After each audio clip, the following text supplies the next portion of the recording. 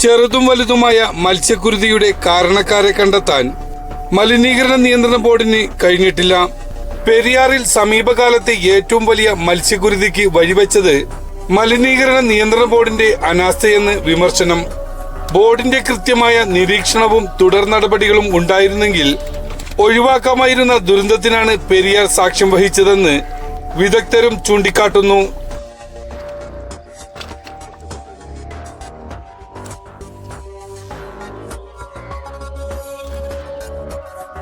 വെള്ളത്തിൽ രാസമാലിന്യം കലർന്നോ എന്ന് ഔദ്യോഗികമായി സ്ഥിരീകരിച്ചിട്ടില്ലെങ്കിലും മഴ മാത്രമല്ല മത്സ്യങ്ങൾ ചത്തുപൊങ്ങാൻ കാരണമെന്ന് ഈ രംഗത്തുള്ളവർ പറയുന്നത്.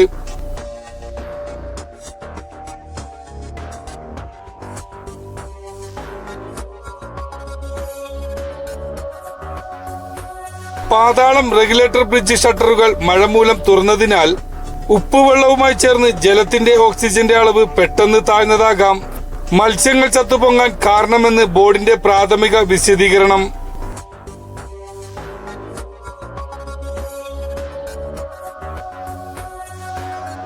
പെരിയാറിന്റെ പല ഭാഗങ്ങളിലായി ഇടയ്ക്കിടെ മത്സ്യങ്ങൾ ചത്തുപൊങ്ങാറുണ്ട്.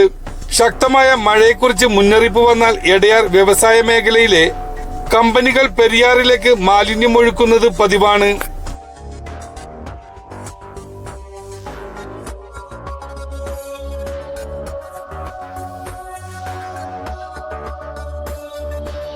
പ്രതീക്ഷിച്ചതുപോലെ മഴ ലഭിച്ചാൽ വലിയ പ്രത്യാഘാതം സൃഷ്ടിക്കാതെ മാലിന്യം ഒഴുകിപ്പോകും. എന്നാൽ പ്രതീക്ഷിച്ച മഴയുണ്ടായിരുന്നില്ല.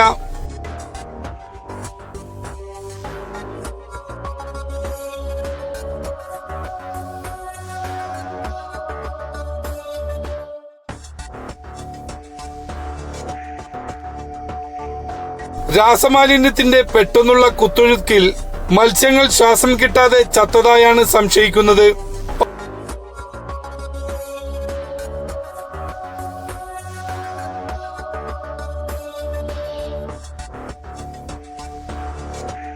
പല കമ്പനികളും മാലിന്യ കുഴലുകൾ പുറമേ നിന്ന് കാണാനാവാത്ത വിധം പെരിയാറിന്റെ അടിത്തട്ടിലേക്കാണ് സ്ഥാപിച്ചിരിക്കുന്നത്.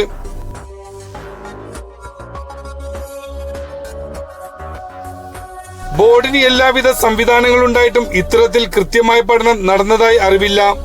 മത്സ്യമേഖലയിലെ കോടിക്കണക്കിന് രൂപയുടെ നഷ്ടത്തിനു പുറമെ മനുഷ്യന്റെ ആരോഗ്യത്തിനും കൂടി ഭീഷണിയായ വിഷയത്തിൽ ശക്തമായ പ്രതിഷേധവുമായി കർഷകർ രംഗത്ത് വന്നതോടെ PCB പ്രതിക്കൂട്ടിലായിരിക്കുകയാണ്.